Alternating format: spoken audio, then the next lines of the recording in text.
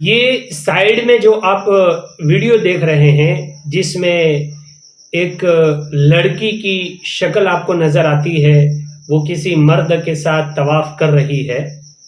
اصل میں حقیقت میں یہ لڑکی نہیں ہے، بلکہ یہ ایک لڑکا ہے، اور یہ اس کے ساتھ جو جوان دوسرا نظر آ رہا ہے وہ اس کا بھائی ہے، یعنی دونوں یہ بھائی ہیں۔ یہ لڑکا لڑکی نہیں ہے، بلکہ یہ ان کی اپنی سٹائل ہے۔ ہم عمرہ کے لیے گئے تھے تو ہم نے ایسے بہت سارے لوگوں کو وہاں دیکھا تھا جو لمبے بال والے تھے، اور ایسے مطلب کوئی اسپرنگ جیسا ہوتا ہے وہ بھی انہوں نے اوپر لگایا ہوا تھا، اور پیچھے ربر باندھا ہوا تھا، چوٹی باندھی ہوئی تھی، جیسے آپ کو یہ ویڈیو میں نظر آ رہا ہے۔ تو آج کل یہ ویڈیو بڑا وائرل ہو رہا ہے سوشل میڈیا پر، اور یہ لوگوں کو بتایا جاتا ہے کہ دیکھو یہ کعبہ کی کیسی بے حرمتی کرتے ہیں، ایک لڑکی نے اس طریقے سے احرام باندھا ہے۔ تو حقیقت میں یہ لڑکی نہیں ہے، وہ لڑکا ہے، اور اس کا ذہن جو ہے نا وہ تھوڑا کمزور ہے۔